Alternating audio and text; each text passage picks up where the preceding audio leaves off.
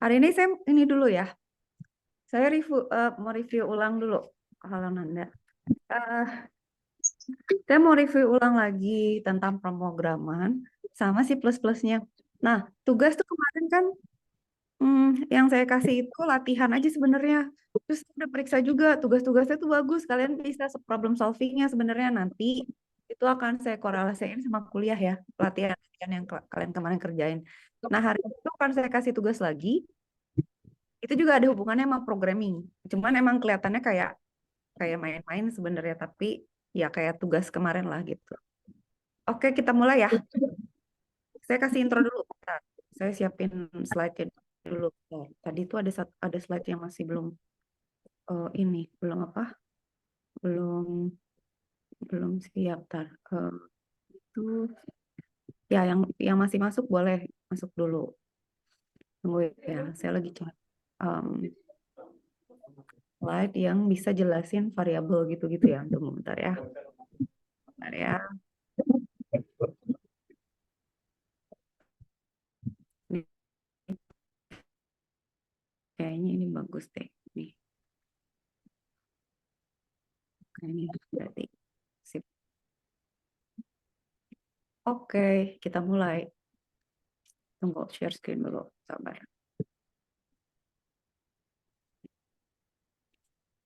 Oke, selamat pagi. Semoga semangat ya. Kita cuma dipersingkat karena biar apa lebih efektif aja di bulan puasa ya. Oke, kita coba lihat ya. Ini saya mau ngejelasin tentang cerita tentang program dulu deh ya. Karena saya harus cerita tentang compiler kan. Apa itu?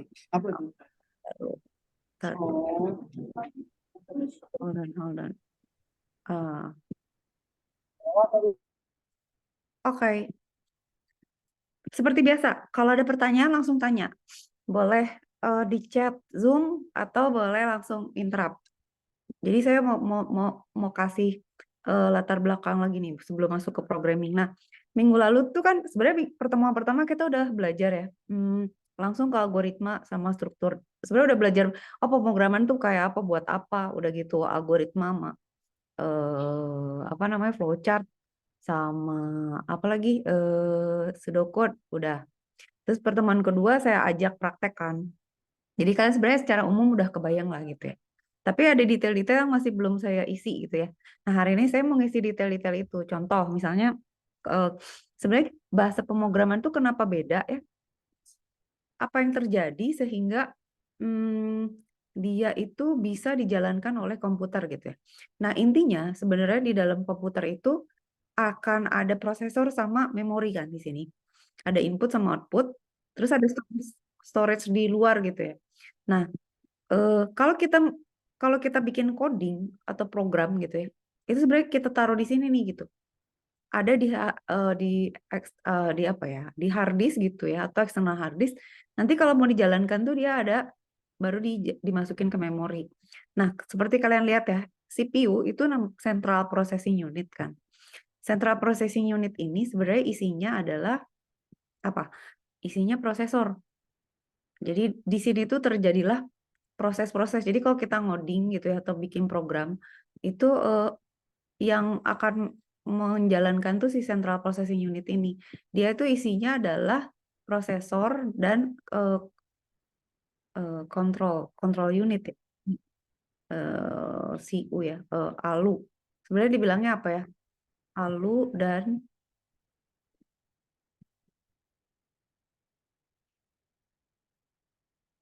gitu. Jadi Central Processing Unit itu tuh adalah ini gitu. ALU itu adalah Arithmetic Logic Unit. Logic Unit. Jadi ini tuh sebenarnya uh, uh, apa ya, arsitektur sederhana dari suatu komputer gitu ya. Di mana di dalam Central Processing Unit itu dia punya ALU, which is ALU ini adalah prosesor sebenarnya. Ini tuh prosesor gitu ya. Jadi adalah prosesor. Jadi kalau mikroprosesor lah gitulah. Kalau kalian lihat ini mikroprosesornya apa? Nah, dia itu adalah alunya gitu ya. Terus kita punya CU nih. CU itu adalah control unit. Control unit adalah bagian dari komputer yang akan ngurusin penggunaan memori penggunaan resource yang ada di dalam komputer lah gitu ya. Salah satunya menjalankan program yang kita jalanin gitu. Nah, kemarin kan sebenarnya kita udah belajar tuh bahasa. Saya ceritakan kemarin, kita tuh punya bahasa, misalnya paling bawah itu bahasa mesin gitu ya. Machine language gitu, paling bawah nih gitu. Machine language. Terus kita punya apa lagi? Di atas itu kita punya namanya assembly language. Nah, saya mestinya kasih contoh ya ke kalian ya assembly language. Nanti saya tunjukin ya. Harusnya ditambahin di slide. Jadi ada machine language, ada assembly language gitu ya. Nah di atas itu tuh baru ini nih bahasa C. Jadi kalau kalian lihat ya, dalam hierarki bahasa pemrograman itu makin ke bawah tuh makin ke mesin, makin ke atas tuh makin human gitu. Jadi bahasa-bahasa yang di bawah itu adalah bahasa-bahasa yang bahasa low level. Nah, low level itu adalah ini. Bahasa mesin itu adalah ini. Gitu ya. Jadi kalau misalnya kita mau ngoding nih, saya kalian ngoding pakai apalah, kayak kemarinnya kita pakai proses compiler lah, pakai IDE misalnya Visual Studio Code lah atau apa di running di cloud gitu ya. Nah itu sebenarnya tuh dia diubah ke dalam bahasa mesin gitu. Bahasa mesin tuh biner gitu. Jadi bahasa mesin itu dia dalam bahasa binary. Binary itu artinya 01 gitu. Kenapa bahasa mesin itu 01? Kenapa gitu ya? Karena kan secara umum mesin itu hanya kenal nyala mati sama ada sinyal nggak ada sinyal gitu ya. Ada tegangan atau nggak ada tegangan, aktif atau enggak gitu ya. Jadi bahasa biner. Nah, C++ itu tuh adanya di sini nih, di atas ini, di sini gitu. Nah, di atasnya lagi tuh ada Java lah gitu ya, Java. Kalau menurut saya sih Python sebenarnya di atasnya Java lagi. Kebayang nggak? Jadi hierarkinya tuh kira-kira kayak gini lah gitu ya, dari bahasa pemrograman yang umum yang sering digunakan gitu. Nah, eh, artinya apa? Artinya gini, em, kalau saya ceritain gitu ya, kalau misalnya kita gini, kenapa Bu, kenapa kita nggak pakai bahasa mesin aja gitu? Kita tuh bisa loh ngoding pakai bahasa mesin. Jadi masukin aja 0101, tapi prone to error gitu kan ya. Dia tuh gampang, kalian saya ngetik aja suka salah kan gitu ya. Apalagi ngetiknya 000101 gitu. Kita bakal bakal sering salah gitu ya. Sehingga eh, orang tuh membuat bahasa lain yaitu bahasa assembly. Bahasa assembly nanti habis ini saya tunjukin ya kayak gimana. Bahasa assembly itu adalah bahasa yang eh, low level juga, tapi dia tuh punya yang namanya eh, mnemonic code gitu. Mnemonic code. Jadi di dalam bahasa assembly itu dia ada kode gitu kayak misalnya move gitu ya. Move itu artinya move gitu ya. Move dari register A, register register tuh penyimpanan di dalam CPU ya. Jadi di CPU tuh ALU tuh sama CU ini mereka tuh sebenarnya di dalam sini tuh punya penyimpanan-penyimpanan kecil tuh namanya registers gitu. Registers tuh kayak apa ya? Tempat penyimpanan data lah gitu ya. Iya, ya kayak gini lah ya. Ya main memory, ada register sebenarnya ada main memory juga. Ada beberapa jenis memori sih di dalam komputer. Ini kayak misalnya kita ngomong ya pakai bahasa assembly. Itu tuh kayak gini. Pindahkan isi eh, register AX ke register BX. Terus kita bisa bilang, oke, jumlahkan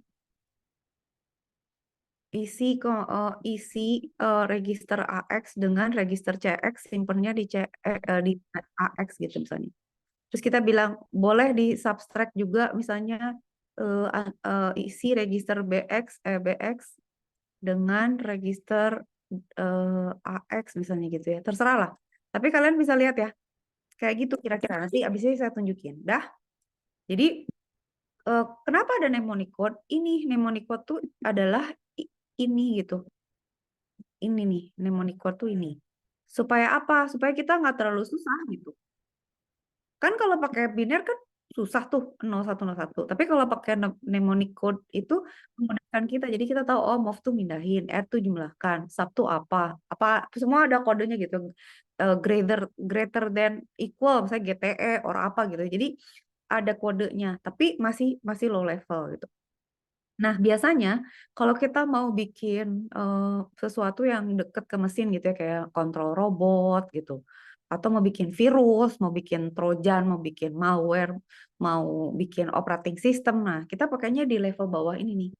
Seginilah kira-kira ya. Ini tuh bahasa low level yang digunakan untuk membuat sistem biasanya. Waktu di awal saya ceritakan kalau bahasa pemrograman tuh beda-beda kan. Nah, kemarin kalian udah coba C++ kan? Nah, si dialeknya tuh memang beda-beda dan proposnya juga beda gitu. Tingkat kesulitannya pun beda-beda gitu ya. Jadi si bertiga ini itu adalah biasanya digunakan untuk low level programming gitu. Nah, kita kan pakai C++ nih gitu ya. Terus saya mau cerita lagi. Kenapa sebenarnya ada dongengnya gitu. Eh dulu kalau misalnya kita pakai C++ atau assembly itu kenapa cepat gitu ya? Karena mereka tuh low level gitu. Jadi dia akses langsung memorinya. Nah, di dalam bahasa pemrograman C itu ada yang namanya pointer. Jadi gitu ya. Sama sih sebenarnya. Di sini tuh di dalam C++ sama C itu ada yang namanya pointers.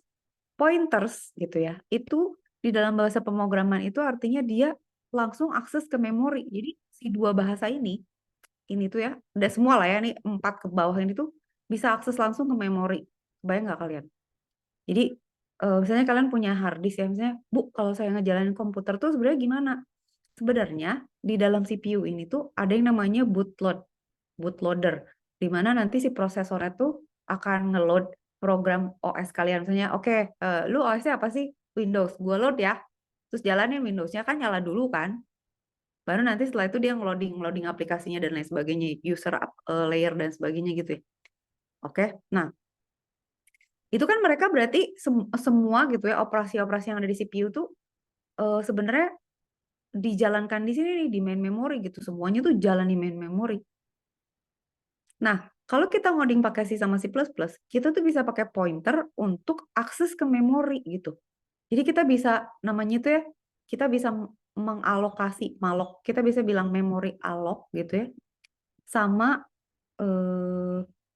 dealloc kalau nggak salah ya. Iya, gitu ya.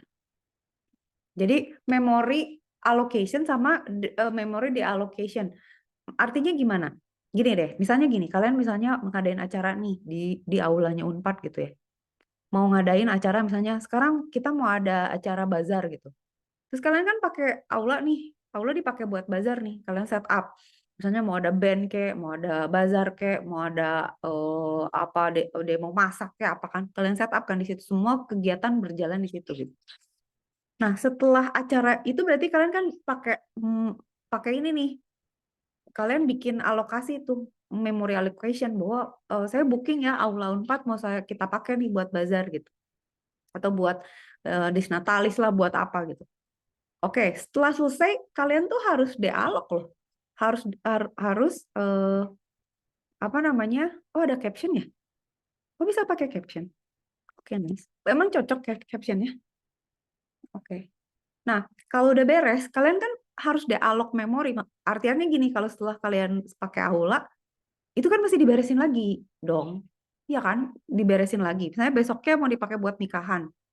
Kalau misalnya itu setelah kalian bazar nggak diberesin, orang yang mau nikahan mau naruh barang-barangnya di mana gitu. Nah, biasanya di sistem pemrograman, maksudnya di komputer itu ya, itu ada aturan di mana pada saat kita udah pakai resource, kalau udah selesai kembaliin gitu. Jadi kayak kalian misalnya udah di ruang ke McD nih, setelah kalian pakai mejanya kan bisa diberesin supaya pelanggan lain bisa duduk di situ kan. Kalau misalnya kalian misalnya seakan-akan naruh barang di mana eh, orang pikir itu ada yang isi gitu ya, itu kan itu namanya memory leak gitu. Jadi ini tuh hubungannya sama kebocoran memori. Kalau kalian suka denger ya yang namanya memori, oh hari ini saya dongengin lah ya supaya supaya nggak ini ya. Jadi kalian ada kesempatan nanya gitu sama kebayang latar belakangnya. Memory leak itu artinya apa? Kita kehabisan memori karena penuh aja gitu. Tapi leak itu artinya apa? Artinya eh, ada memori yang udah nggak dipakai tapi nggak diassign buat proses lain gitu. Kebayang nggak sih? Jadi kayak ya udah kayak gitu aja gitu. Jadi kayak meja-meja di restoran itu tuh yang kosong nggak bisa diisi lagi sama customer baru gitu karena dia nggak di dialog gitu. Misalnya oh meja ini udah free silakan duduk Pak Bu atau nggak dibersihin gitu misalnya. Atau ya gitulah. Nah kayak gitu kebayang. Nah, C sama C++ itu dia punya pointer. Jadi dia punya perintah yang bisa mengakses ke memori. Jadi makanya mereka cepat itu karena dia bisa assign aja, gue mau pakai memori ini nih, gue mau pakai memori ini, gue mau pakai, dia bisa langsung allocate, terus nanti allocate, terus langsung proses gitu. Tapi jadi lebih cepat. Nah, problemnya, programmer, programmer nih di C sama C++ itu kadang-kadang lupa nggak ngedialog gitu, kebayang nggak? Jadi dia jalannya diproses, dia memory allocation dia nggak alokasiin memori, misalnya buat array gitu ya. Nanti saya ceritain array itu apa. Saya buat struktur data yang banyak gitu ya, ada beberapa variabel, ada iterasi bla bla gitu. Tapi emang dia nggak di free lagi setelah selesai gitu. Nah, itu bermasalah kan jadinya sistemnya jadinya pada saat udah lama memorinya penuh. Nah, kalau memori penuh terus gimana? Nah, biasanya kalau nggak komputernya hang, ada proses yang nge-freeze atau ada proses yang tiba-tiba nutup sendiri. Kalian suka ngalamin nggak sih kalau laptop kalian udah lemot gitu, sedang lemah lesu yang hah, lagi banget sih komputer gue nge-hang gitu ya. Nah, itu operating sistemnya tuh udah pusing karena terlalu banyak proses yang berjalan gitu. Salah satu kontribusi sebenarnya nggak selalu memory leak, bisa jadi terlalu banyak aja gitu ya proses yang kayak kayak misalnya gini deh, kalian nge-zoom sambil open cam, sambil ngerender video, sambil apa streaming YouTube, sambil download apa gitu misalnya kan ya. Itu itu teler tuh komputernya gitu kan ya. Nah, kayak gitu gitu. Jadi di dalam bahasa C sama C++ itu ada yang namanya pointer sebenarnya. Mereka tuh akses ke memori. Cuman problemnya kalau programmernya nggak ngerti atau nggak jago, dia bisa lupa mengembalikan lagi memorinya atau dia bisa mengakses memori yang salah. Kebayang nggak? Sementara di dalam memori itu tuh ada barang-barangnya OS kan. Di sini kan sebenarnya kan ada operating system ya. Operating system itu juga occupying main memory juga gitu. Ada di secondary memory juga gitu ya operating system. Nah, kalau kita pakai ngoding pakai C sama C++ tapi nggak ngerti tentang pointer, kita bisa salah pakai. Itu kayak misalnya gini, kalian misalnya salah masuk kantor gitu.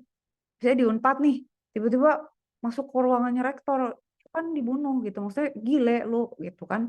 Ruang mahasiswa sebelah sana, ruang kuliah sebelah sana, lu kenapa masuk-masuk sini gitu. Nah, kalau misalnya kita sama tuh ya, kalau misalnya kita pakai C atau C++, terus kita ngakses pointer ke memori, terus memori itu lagi dipakai proses lain, atau memori itu adalah bagian dari OS, itu dia bisa crash gitu, bisa ngerusak jalannya keseluruhan sistem gitu, kebayang nggak? Oke, ini coret-coretnya udah menggila gitu ya. Sampai sini ada pertanyaan dulu nggak? Akmal kasih tahu ya kalau misalnya pada boleh bilang sama asisten. Atau kalau misalnya Bu ada yang mau ditanyain, boleh. Ntar saya bilang dulu. Hmm, ntar dulu ya, ke asisten ya. Oke, dah. Sampai situ oke? Nah, ini cerita gitu ya, dari awal tuh gitu. Jadi, so far aman. Oke, sip. Um, Bahasa pemrograman kayak gitu. Nah, terus si pointer ini kan bermasalah ya. Maksudnya ribet gitu loh urusan memori. Tapi nanti kita sih coding, nanti kita lihat ya. Saya kasih tunjuk ke kalian gimana caranya ngalokasi memori gitu ya di C++. Akhirnya dibuatlah apa? Akhirnya karena ribet dibuatlah Java. Bahasa Java itu sebenarnya untuk memudahkan gitu. Jadi dia tuh Java tuh ada yang namanya garbage collector. Jadi dia punya mekanisme buang-buangin eh, atau nge-free-in, ini tulisannya nggak kelihatan ya. Kalau saya tulis kayak bagusnya pakai warna yang gelap ya. Apa dong ini ya, garbage. Java punya yang namanya garbage collector, which is yang tugasnya mungut-mungutin memori yang udah nggak dipakai terus di free sama dia. Jadi kolektor ya. Eh, jadi kalau ngoding pakai Java, kita tuh udah nggak usah mikirin memori karena sama dia di allocate itu sama di allocate sendiri gitu. Jadi kayak kita pakai apa event organizer gitu. Gue mau nikahan, ya udah si event organizernya yang ya udah gue yang booking venue-nya, gue yang siap-siapin segala-galanya, lu tinggal bayar gue, nanti kalau udah beres gue beresin lagi gitu. Jadi si Java tuh sebenarnya ada tuh karena secara sejarah gitu ya. Jadi bahasanya tuh berkembang, kebayang nggak?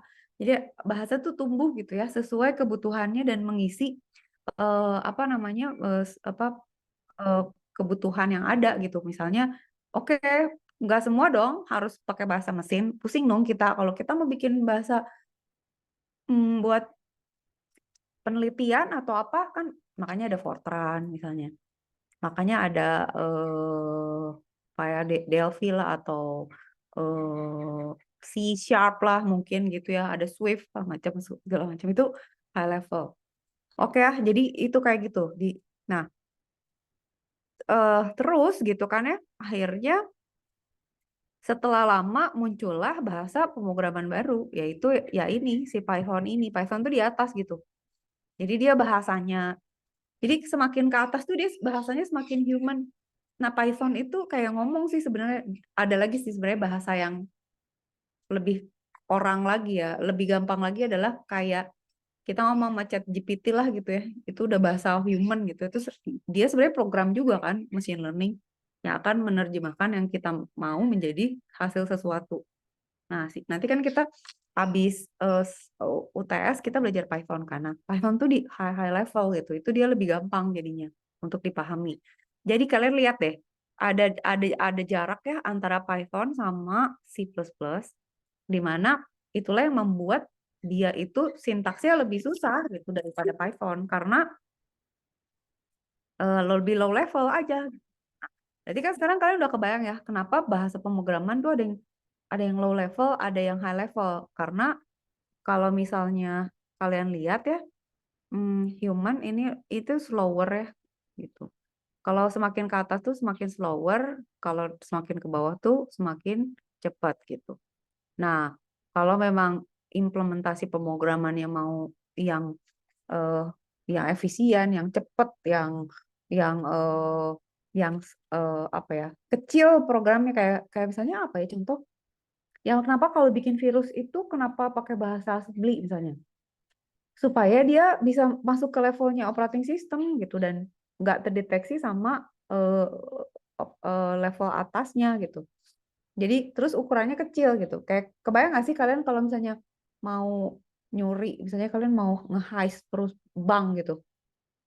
Terus kalian datang pakai truk 5 biji gitu gede, orang lihat semua gitu kecuali kalian masquerade ya pura-pura jadi misalnya oh gue mau minta dana atau transfer uang cash atau aset dari bank satu ke bank lain. Cuman kan kalau kita mau nyuri sesuatu kan sebisa mungkin kecil gitu ya. Nggak kelihatan, nggak besar. Kalau ada program besar yang dijalankan di OS, itu ketahuan. Ini ngapain ada file gede-gede banget gitu. Nah, itulah jadinya jadi pakai pemilihan bahasa pemrograman ini penting. Udah ya, sampai sini oke. Nah, sekarang saya tunjukin dulu. Saya tunjukin dulu bahasa, taruh. Taruh. Kita hapus dulu ya. Clear all drawing, saya mau tunjukin bahasa pemrograman tunggu dulu ya. Ini, ini ya, kita cari ya. Assembly language.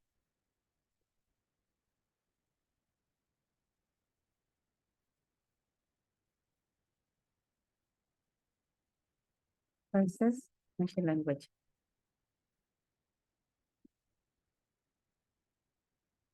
Mana ya? Ada nggak ya? Tunggu. Tunggu kita lihat ya. Saya pengen nunjukin. Nah. Nah ini nih kayak gini. Nah ini bahasa.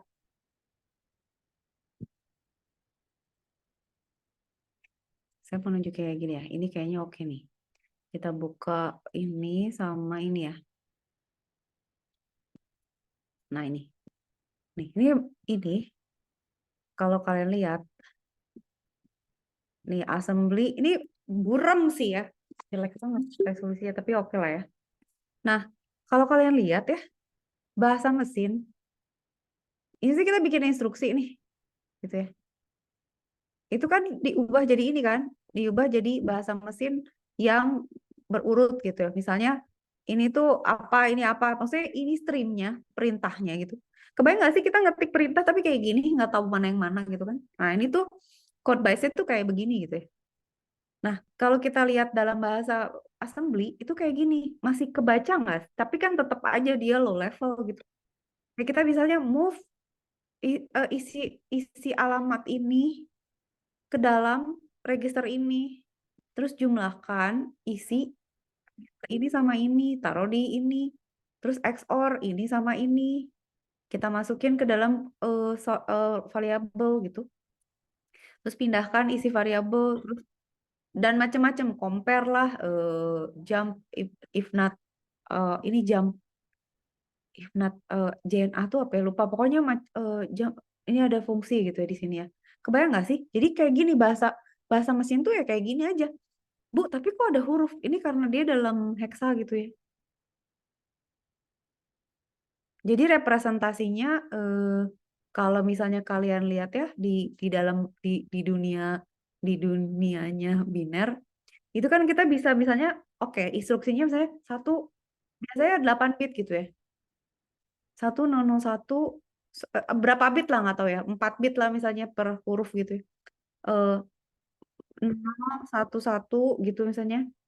Eh apa?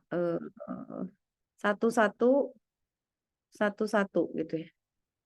1101 gitu. Nah, ini tuh kalian lihat gak? Ini kan panjang ya. Ini ada berapa bit? 4 kali 4 nih, 16 bit kan. Kalau misalnya kita nulis gini tuh terlalu panjang gitu. Jadi ini kita terjemahkan ke dalam bahasa, ke dalam heksa.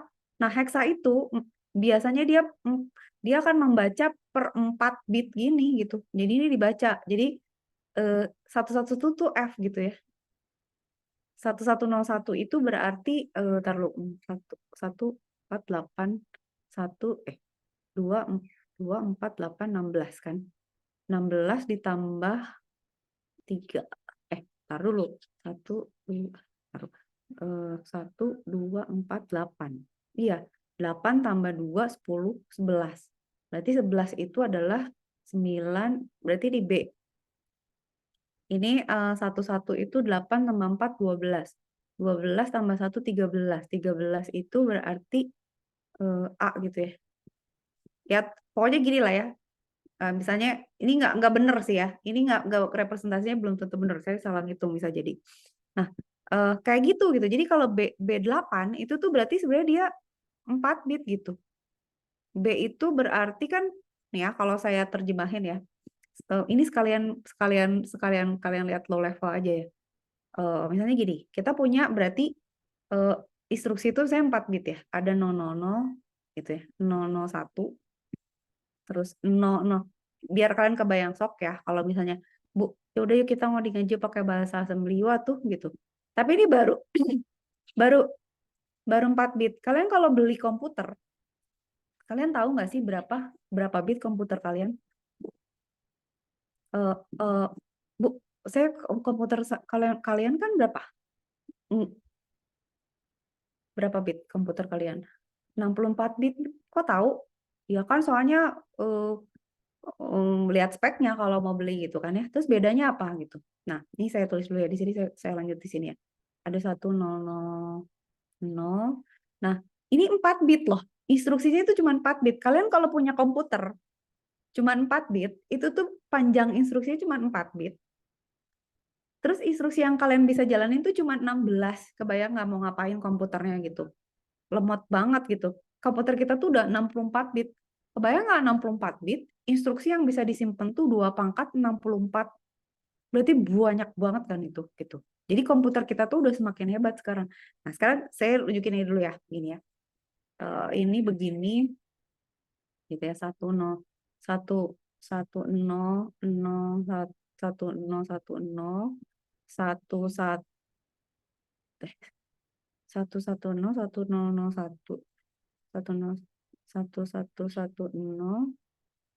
Kok ngaco sih?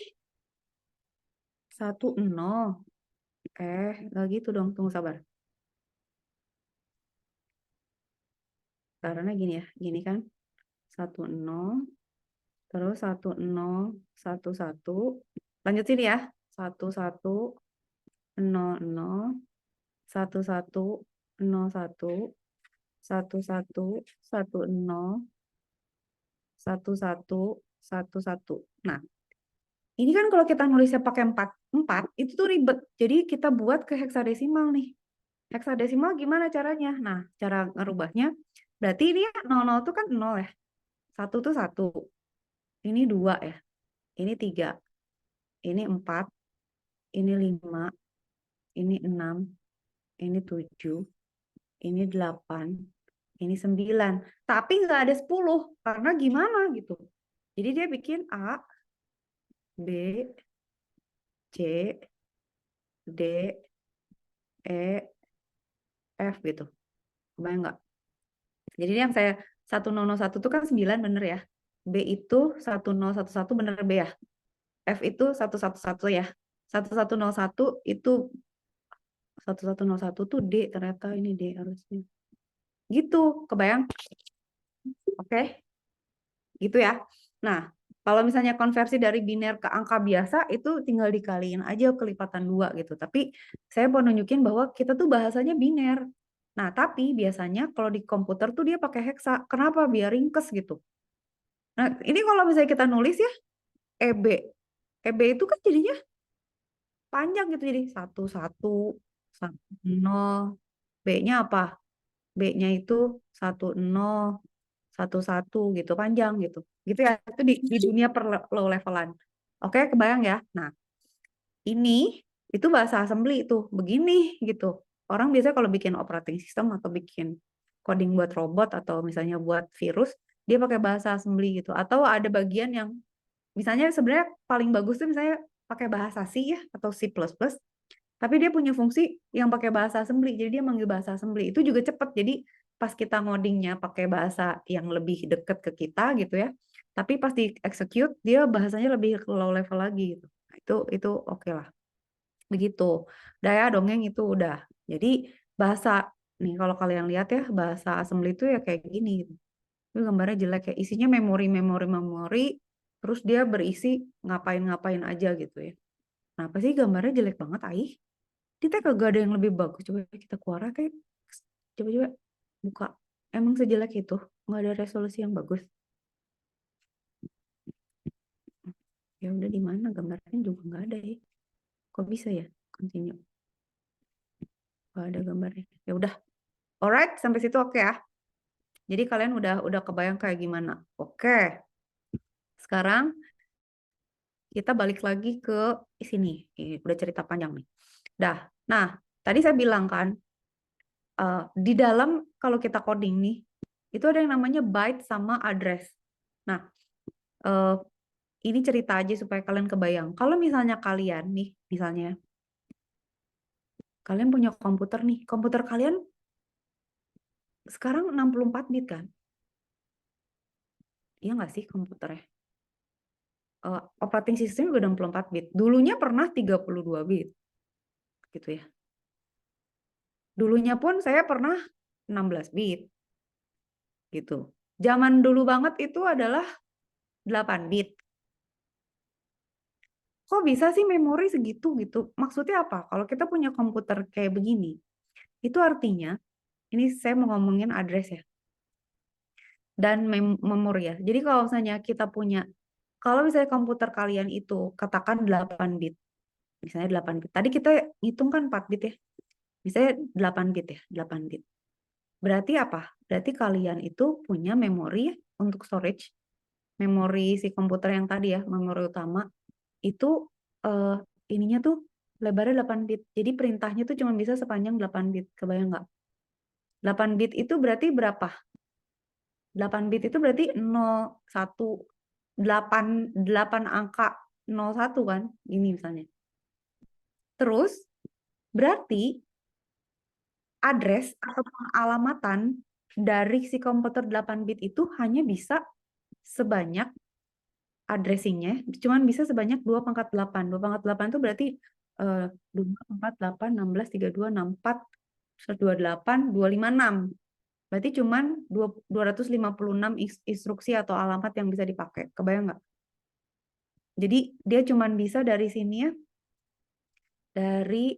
dia dari sini alamatnya itu dari 00000000 atau ini tuh 00 ya, kalau di hexa 00 berarti sampai paling bawah sini tuh dia alamatnya adalah 11111111 atau FF gitu. Kalau dipakai bahasa hexa gitu ya, FF gitu. Jadi dia cuma bisa punya address tuh segini gitu.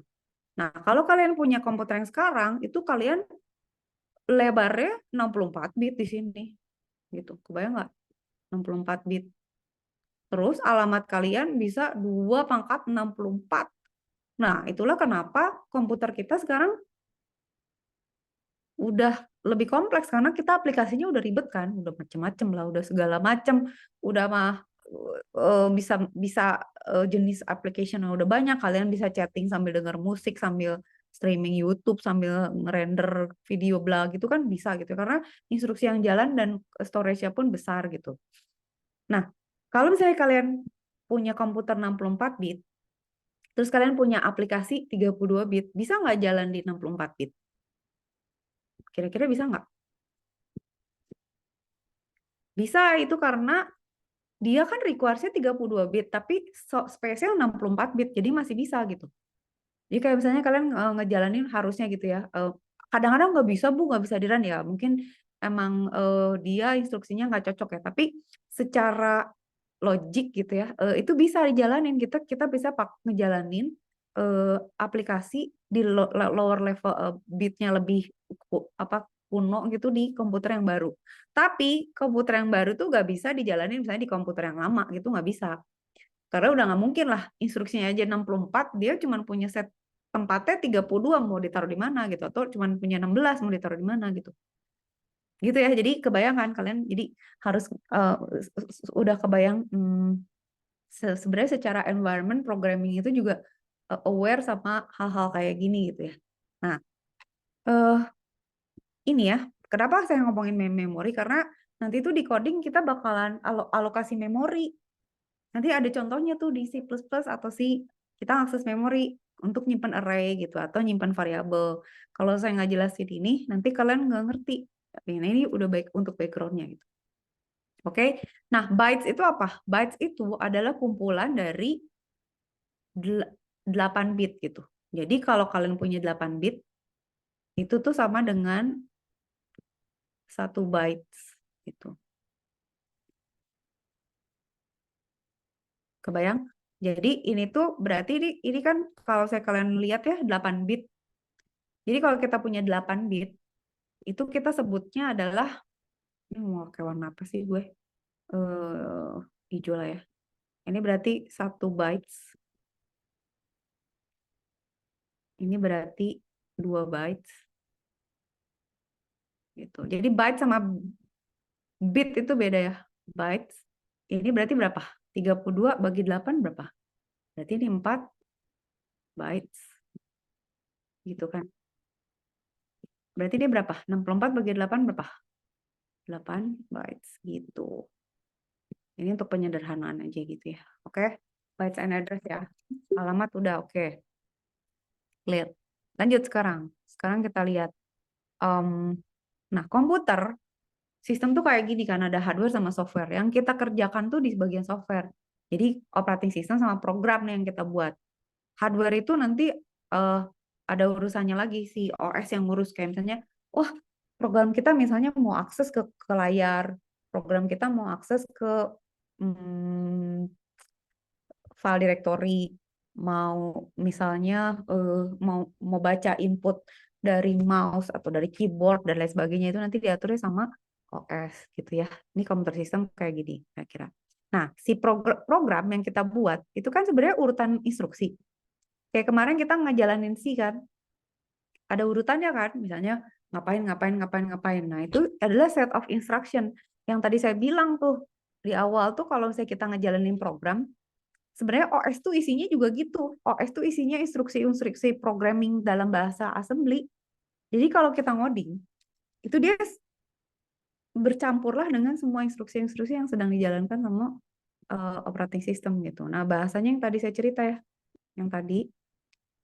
Sekarang yang saya mau ceritain adalah compiler yang kemarin minggu lalu saya sempat singgung gitu. Jadi kalau kita punya bahasa, itu pasti harus ditranslate ke bahasa mesin kan. Nah, compiler ada program lagi nih. Jadi ada program yang tugasnya menangani program. Jadi kebayang nggak sih si program ini, si compiler ini, itu adalah program.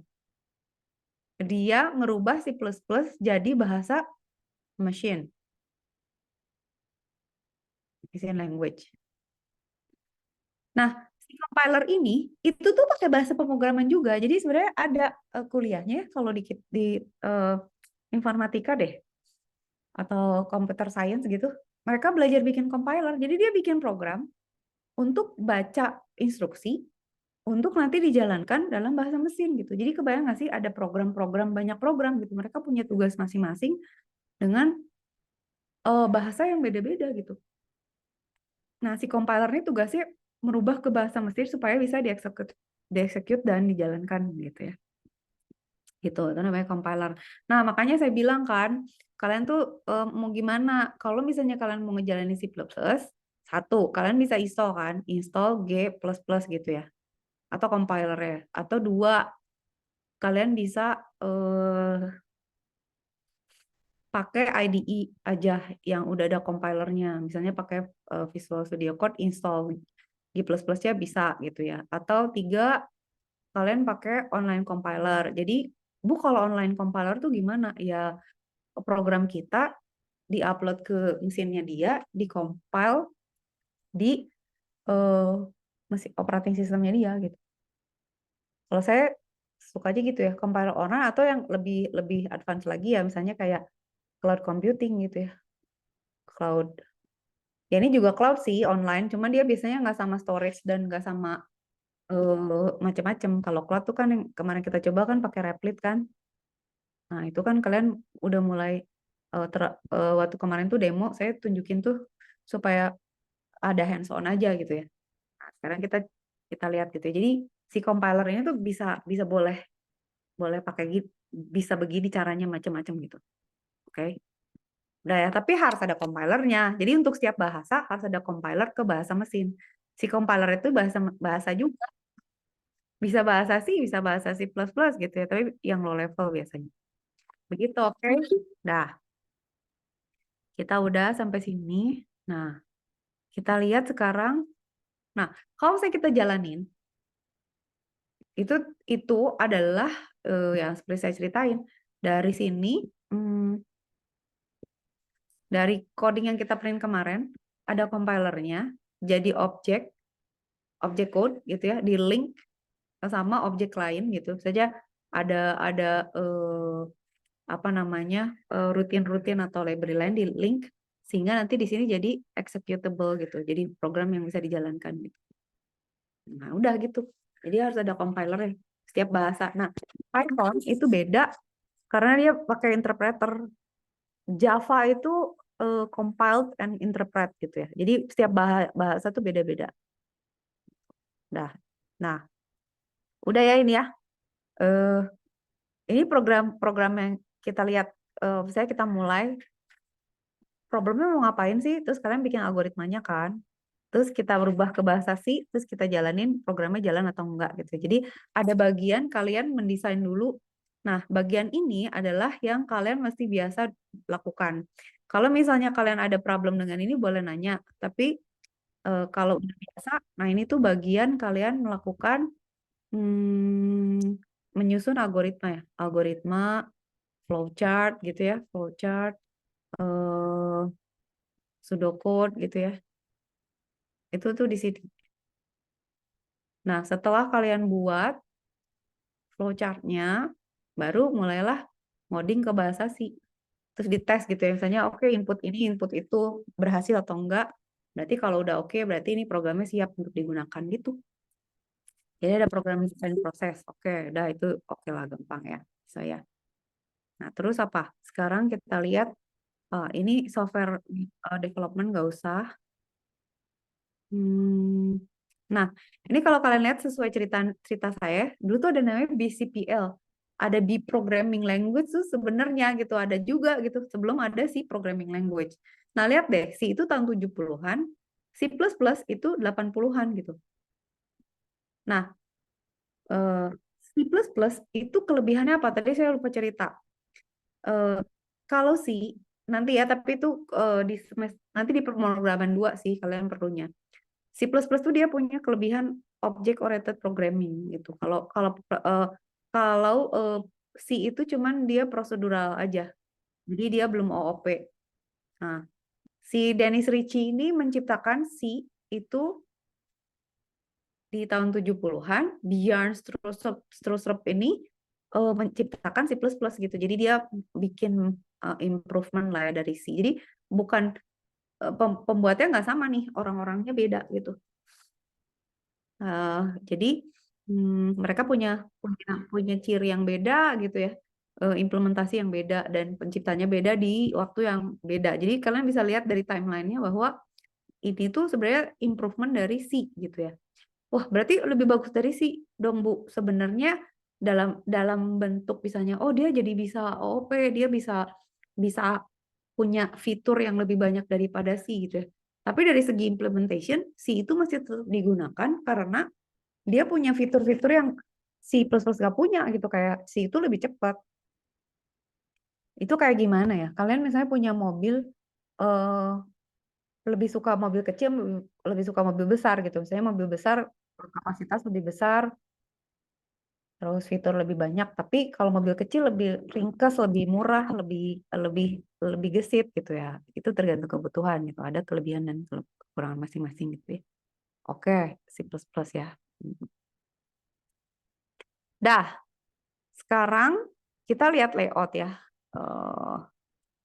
Ini saya ini akan saya cerita-ceritain dulu ininya ya, layout-layoutnya ya, belum kita coding supaya kalian lihat. Nah, nanti kita detailin lagi. C++ itu tuh isinya kayak gini. Kayak kemarin kita udah nyoba ya. Include itu library-nya gitu. Terus kita pakai using namespace standard itu adalah kita menggunakan library ini. Supaya si out-nya atau standar output-nya nggak usah selalu manggil library yang kita butuhkan gitu. Nah, ada yang namanya keywords ya, keywords atau bahas apa atau kata-kata yang di reserve untuk bahasa pemrogramannya gitu. Kayak misalnya using gitu ya, int, main, var gitu ya. Itu tuh kata-kata yang digunakan oleh bahasa pemrogramannya. Nah, kalau kita bikin variabel tuh namanya nggak boleh sama keywords yang dipunyain sama variabel sama bahasa pemrogramannya gitu. Oke. Nah, si bahasa pemrograman ini, si bagian program ini itu main itu kalian harus perhatiin ya. Kalau di bahasa C dan C++, itu kalian harus selalu ingat ada ini ya, semikolon. Jadi sebenarnya di sini tuh ada nanti ada titik koma, titik koma. Nah, titik koma ini itu kenapa ada? Itu gunanya untuk si compiler. Saya kan pernah bilang kan, compiler itu akan membaca per baris ya. Maksudnya dia baca keseluruhan tapi per baris. Kalau dia menemukan semikolon atau titik koma gitu, dia tahu bahwa itu satu instruksi gitu. Nah, kalau nggak ada itu dia bingung. Ntar, lu ini instruksinya selesai di mana gitu. Nah, itu cara kita, si bahasanya memberitahu si compilernya bahwa ini tuh satu baris ya, satu instruksi gitu.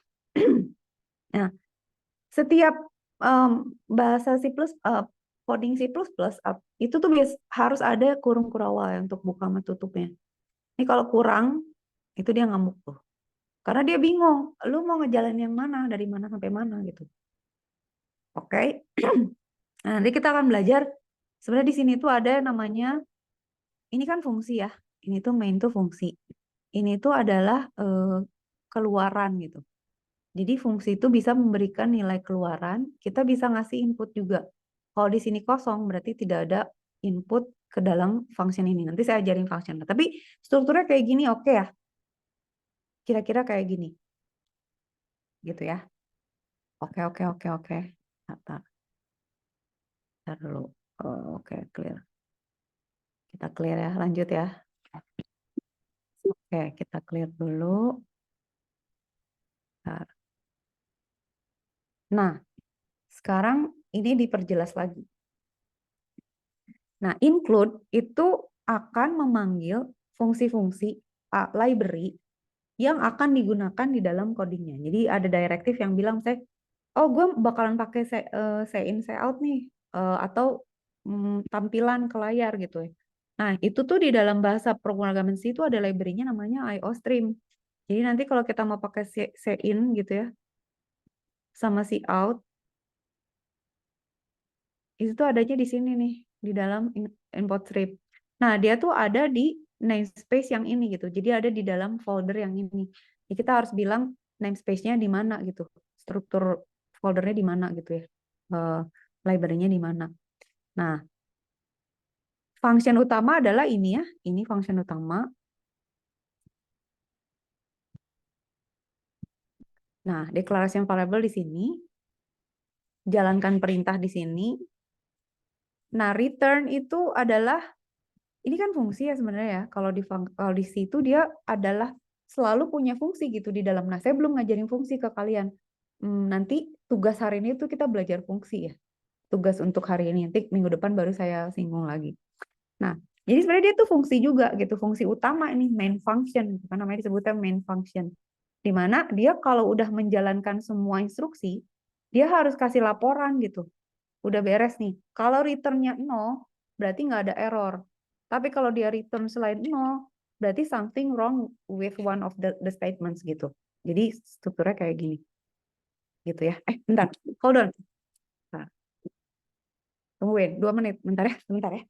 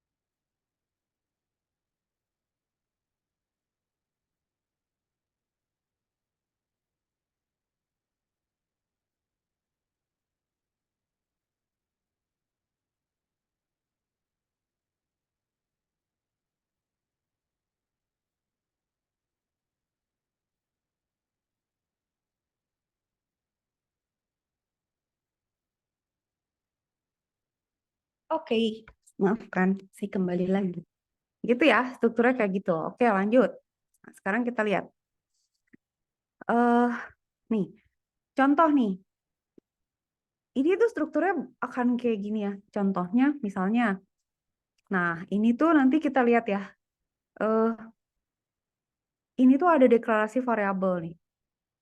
Variabel tuh apa sih sebenarnya? Variabel itu sebenarnya adalah satu tempat di mana kita menyimpan nilai gitu ya. Jadi kita harus declare dulu nih kalau di si. Ada bahasa-bahasa yang nggak usah nge-declare variablesnya gitu ya. Ada yang secara saklek dia harus declare gitu, variabel lah gitu ya. Nah, di sini kita punya 3 variabel berarti. Nah, dia bilang kita mau menjumlahkan 2 bilangan. Berarti kalau kita mau menjumlahkan 2 bilangan kan kalian udah pernah bikin flowchart-nya kan ya. Berarti kan kita perlu ada bilangan pertama gitu. Ini kita taruh di satu variabel namanya 61 gitu ya. 61 misalnya. Terus kita punya variabel lagi, kita taruh namanya 62 gitu. Terus kita, ini kan jumlahnya harus ditaruh di, ada variabel lagi dong. Kita taruh namanya sum gitu ya. Nah, mereka ini tuh harus kita declare. Nah, declare itu pakai bilang tipe datanya. Jadi, nanti kita belajar, ya sekarang sambil saya bahas ya. Ada yang namanya data type gitu. Nah, data type itu adalah tipe data. Nah, data type itu macam-macam. Ada misalnya, ada integer. Integer itu bilangan bulat ya. Ada float. Float itu bilangan pecahan. Ada karakter. Karakter itu berarti satu huruf gitu ya. Karakter namanya A gitu ya. Gitu ya. Terus ada string. String gitu ya. String itu apa? String itu kata lah, word lah gitu ya. Kayak misalnya string itu misalnya hello gitu ya. Hello gitu ya. String. Ada misalnya yang sering dipakai ya ini ya, boolean gitu. Kalau boolean itu isinya true sama false. Jadi ntar digantiin warnanya dia beda biar nggak bingung. Boolean itu true atau false.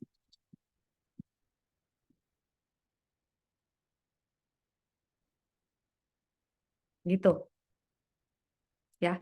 Nah, ini kita mesti bilang. Jadi kita bilang, saya mau punya variabel nih 3 gitu. Tipe datanya apa? Integer. Berarti ini bilangan bulat gitu. Inputnya bilangan bulat gitu ya. Nah, untuk bisa jalan kan kalian udah saya cek tugasnya udah bener tuh bikin flowchartnya. Jadi kita akan kasih si out dulu kan. Kita bilang enter first number ya, titik koma.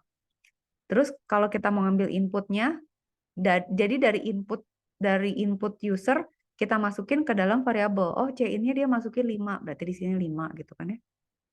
Terus kita tanya lagi, masukin angka kedua. Masukin angka kedua dia masukinnya 4 gitu. Jadi di sini 4. Nah, terus di sini kita hitung nih.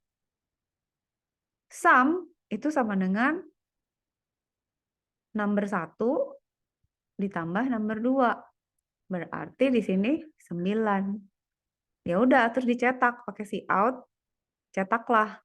Sum ini ngomong yang ini ya.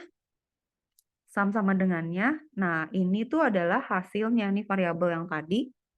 Itu kita tampilkan di sini gitu. Nah, di dalam C++ itu kalau kita mau nyetak ke layar pakai cout, mau ngambil input pakai cin. Terus kalau kita mau cout nampilin antara kata-kata sama variabel tuh tinggal diapit sama tanda ini ya, tanda kurung segitiga ini atau apa? Saya bilangnya lebih kecil gitu ya. Tanda lebih kecil ini. Terus ini tampilin. Nah, kalau kalian menemukan ini tuh adalah simbol new line. New line itu artinya kita setelah si baris ini dicetak, dia akan pindah ke baris berikutnya gitu. Nah, ini secara default akan ada press any to continue itu dari compilernya.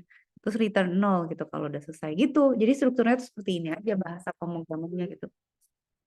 Nanti kan kalian pelan-pelan terbiasa gitu ya. Oke. Nah, nanti kita detailin gitu ya. Next-nya itu kita detail data type ada apa aja sih. Terus yang akan dipraktekin kan nanti yang kemarin saya ajarin. Apa aja? Kalau sequence kalian kan udah bisa. eh yang kita mau pakai kan sebenarnya sequence ya, sequence. Ingat nggak kemarin waktu tugas kalian ngerjain yang Minecraft nggak? Minecraft. Atau Minecraft sama Blockly ya? Itu kan sequence-nya kalau kalian kebalik kacau tuh. Misalnya kalian mau nanam dulu apa maju dulu? Maju dulu apa nanam dulu gitu. Belok dulu apa maju dulu? Itu kan penting kan? Terus kayak misalnya kalian yang Blockly yang level 10. Gue ngecek ke kiri dulu apa ngecek ke kanan dulu? Nah, itu sequence kan? Nah, jadi nanti the whole programmingnya tuh akan mempertimbangkan ini si aspek apa si teknik-teknik ini sequence terus apa looping gitu ya, looping terus apa kemarin conditionals gitu ya, kayak if ada lava ya udah berarti pasang dulu sesuatu baru kita bisa maju gitu kan ya. Saya if uh, ada belok kiri kita belok kiri, oke kalau enggak kita maju aja gitu. Conditionals. Nah yang saya mau tambahin kan satu lagi nih function, tapi saya belum ajarin dulu. Uh, Nanti saya kasih latihannya dulu, baru nanti kita bahas gitu ya. Hari ini saya ngejelasin ini dulu lah. Apa detail-detailing yang lebih ke sintaks dan lain sebagainya. Ini udah sampai sini udah oke? Nggak ada pertanyaan nggak? Jadi sebenarnya strukturnya tuh dalam bahasa pemrograman tuh template-nya gitu ya. Kalau kayak kalian bikin surat nih, ada template gitu buat kop surat gitu ya. Ini sama ini tuh udah kayak kop surat, itu udah ada aja itu. Tinggal isi di dalam ini yang diganti gitu. Jadi udah aja otomatis include IO stream using namespace std koma int main terus kurung buka kurung tutup return 0, udah itu. Tinggal dalamnya kita isi sama perintah-perintah gitu ya. Begitu. Oke, dah. Kalau ada pertanyaan atau tanya ke asisten, kita cek dulu. Masih aman? Oke ya. Oke, aman. Oke, aman sih. Kita clear drawings, kita lanjut dulu. Sekarang kita lihat ini. Nah, kalau kita lihat ini gimana caranya ya? Nah, ini sebenarnya tadi sih sama. Jadi dia akan jalankan hasilnya. Entering, translating, and running high-level language program. Jadi kita bikin, ngetik, terus dikompil. Kalau salah dia error. Kalau sukses dia bikin objek file, bentuknya udah binary. Kalau ada objek file lagi digabung pakai linker. Setelah itu dia akan menghasilkan executable, masuklah loader supaya dia masuk ke dalam memori, terus dijalanin gitu ya. Prosesnya gitu. Sama aja sih kayak yang tadi. Udah, nah nanti tuh kita akan belajar ngetes program gitu. Jadi kalian kalau bikin program, itu kayak kemarin minggu lalu, inget nggak yang saya pernah bilang, kalian kalau misalnya ngecek program misalnya ada error, dicek kayak misalnya, kok kadang-kadang ini jalan kadang-kadang enggak gitu. Kenapa? Apa ada kondisi yang salah gitu. Atau misalnya kalian misalnya salah sintaks kan pasti diomelin kan sama compilernya. Ini salah lu print. Misalnya si out kurang O-nya atau apa gitu ya. Kutipnya kurang, kurungnya kurang. Nah, tapi selain itu kalian juga harus ngecek yang kayak logical bug gitu. Ingat nggak minggu lalu tuh yang saya taruh ya biar saya tunjukin ke kalian ya. Saya tuh ngarsip kelas kita ya. Tunggu. Kita tuh bentar saya ngarsip kelas kita. Nah ini minggu lalu nih. Ini ya, kita kan belajar ini ya. Minggu lalu tuh emang saya ngebut ya. Nah, tapi ini salah satunya nih, cara kita ngecek nih, ini debugging nih. Ini debugging coding, dimana kita harus ngecek gitu ya. Kalau dia masukin angkanya segini, programnya masih bener nggak? Kalau angkanya segini, programnya masih bener nggak gitu. Jadi secara logik juga harus bener sih programnya gitu. Kayak misalnya, ini mah nggak mungkin atuh ada orang umurnya 10 juta tahun misalnya gitu. Emang lu fosil gitu atau galaksi or something gitu kan, bukan. Terus misalnya kenapa kalau minus gimana gitu. Nah, itu salah satu dari ini si proses debugging sama uh, apa namanya finishing dari suatu program gitu. Oke, oke. Dah, nah kesalahan dari error tuh biasa kesalahan dari error. Error yang terjadi tuh biasanya salah ngetik ya, ada yang kurang apa. Atau misalnya pas di jalan udah di running gitu ya, ternyata ada pembagian dengan nol gitu. Atau misalnya eh, ternyata array-nya kita nge-refer array atau panjang data yang nggak kita declare gitu. Nah, itu runtime error. Atau logic gitu. Jadi kayak logiknya tuh misalnya kayak, hah, kok gini ya? Gue maunya keluarnya bilangan ganjil tapi kok gak ganjil yang keluar gitu misalnya. Nah, itu logik kayak yang tadi gitu ya. Kayak misalnya kok gue boleh sih masukin minus 5 umur, kok boleh nyetir sih umur. Nah, itu logic error. Gitu, oke? Nah, ini contoh untuk mengalihkan kan. Sama kayak tadi kan. Cuma berarti produknya berarti beda. Ya udah, berarti produknya kita cuman ganti aja. Produk tuh hasil perkalian kan. Jadi tinggal kita buat aja. Berarti kan kita punya variabel. Ini kan 3 ya. Number 1, number 2, sama number produk. Input pertama masuk ke number 1. Input kedua masuk ke number 3. Produk itu hasil kali kan. Berarti kita tinggal bilang produk itu adalah number 1 disingkat ya. Dikali number 2 gitu. Udah selesai. Gitu kan. Nah, itu udah. Jadi sekarang kalian membiasakan, oh kayak gini sih struktur programming tuh kayak gini aja gitu. Jadi kita akan nanya input output terus mau diproses kayak gimana, terus tampilkan hasilnya. Begitu ya. Oke. Udah. Clear. Nanti saya slide-nya kalau kalian perlu saya taruh di Google Classroom ya. Udah. Nah, sekarang saya mau cerita ini.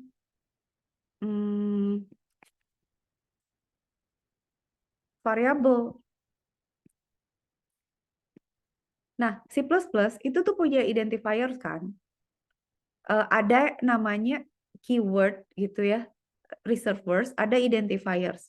Nah, mereka tuh kayak sensitif gitu dan ada aturannya gitu. Kayak gini ya, saya tadi coba nyuruh si ChatGPT. Reserved word atau atau mana tadi ChatGPT? Tunggu, mana dia? Nah ini. Nah ini tuh nih, ini adalah keywords in C++. Kalian nggak boleh pakai ini untuk nama variabel nih. Karena nanti dia bingung. Ini perintah. Di dalam bahasa dia tuh ini perintah. Kalau misalnya kalian bikin variabel namanya try gitu, dia hah? Atau misalnya bikin variabel namanya int gitu ya. Int. Nggak mau dia. Ngamuk. Jadi kita nggak boleh nyampurin keywords dengan nama variabel atau apa nggak boleh. Jadi kita nggak boleh menggunakan apa keywords ya atau apa ya perintah di dalam bahasa pemrograman untuk nama variabel gitu. Karena nanti bentrok gitu aja sih as simple as that gitu ya. Nah, variabel tadi saya udah bilang kan dia kan memori atau storage untuk nyimpen suatu value tertentu kan. Nah, dia harus kita declare kan. Nah, saya mau nunjukin ini nih. Ini penting nih. Jadi pada saat kita memilih data type, misalnya kalian milih, kan kalian menjalankan misalnya mau menjumlahkan 2 buah bilangan, ya kan? Ini menjumlahkan 2 buah bilangan. Mana? Yang ini. Nah, bilangannya kalian mesti mikir kan, misalnya bilangannya mau bulat atau mau pecahan. Kalau pembagian nanti kan pasti ada pecahan kan. Jadi kalian mesti pikirin, ini kira-kira si variabel-variabel yang mau ada di dalam program ini tuh mau dalam bentuk apa? Mau dalam bentuk string, dalam bentuk bilangan bulat, bilangan pecahan, atau logik. Nah, gitu. Nah, taruh kok sini. Tunggu. Nah, ini ya. Nah, type-type yang saya udah tunjukin tuh yang sering dipakai tuh kan short, ada integer, ada float, ada double. Kalau kalian perhatikan gitu ya, bedanya apa? Short int itu pendek tuh, dia cuma 2 bytes. Jadi dia pakai memori itu cuma 2 bytes. Berarti 2 bytes itu berarti berapa bit? 2 kali 4, jadi 8 bit ya. Ya kan? Nah, kalian mesti perhatiin nih. Short int itu tuh bilangannya minus 32.000 sampai 32.000. Jadi kalau misalnya kalian bikin perhitungan nih, misalnya, oh, gue mau menghitung jumlah TPS yang ada di Indonesia. Rusak tuh. Nggak cukup angkanya. Atau misalnya kalian mau mendata pemilih aktif atau peserta pemilu. Terus kalian pakainya short int. Kagak cukup. Karena dia cuma 32.000 sampai 32.000 sekian sampai minus sampai plus gitu. Jadi kalian, oke, kalau gitu gue mesti pakai integer dong. Karena dia range-nya dari 2 miliar sekian sampai 2 miliar sekian. Nah, ini masuk nih. Cuman storage-nya jadi lebih besar gitu. Kebayang nggak? Jadi pemilihan data type itu juga penting gitu. Tapi kan kalau misalnya paling gampang, udah gue pakai int aja gitu. Tapi sebenarnya kalau kalian mau lebih efisien, misalnya perhitungannya nggak melebihi sekian gitu ya. Saya cuman ngejumlah-jumlahin bilangan antara sekian sampai sekian, hasilnya nggak lebih dari sekian, itu ya pakai short aja gitu. Karena dia lebih hemat tuh cuman 2 bytes storage-nya. Karena kalau misalnya dia punya datanya banyak, itu dia ngabisin memori juga gitu. Kebayang? Nah, ini cukup dong 2 miliar. Kecuali kalau kalian mau catat misalnya, tapi gue mau nyatet pengguna device di seluruh dunia. Itu 7 miliar lebih. Karena satu orang misalnya ada berapa device nih di dunia misalnya gitu ya. Atau ya mau ngedata orang-orang di dunia lah, udah 7 miliar, ini nggak cukup nih 2 miliar nih. Jadi nggak bisa, berarti pakai, ini masih 4 bytes juga, tapi dia berarti pakai long. Kok long int-nya nggak tambah besar ya? Berarti nggak bisa tuh. Kok 2 min 2 ya? Kok dia tetap, kok sama ya? Ini nggak salah nih. Tunggu ya, let me check ya. Close ya. Kita close dulu. Nggak di close deh. Misalnya, tunggu.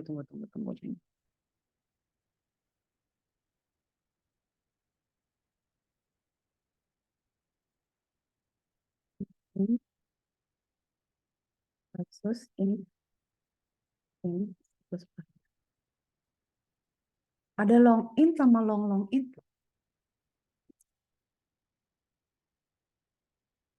Tunggu ya. Kok itunya beda sih?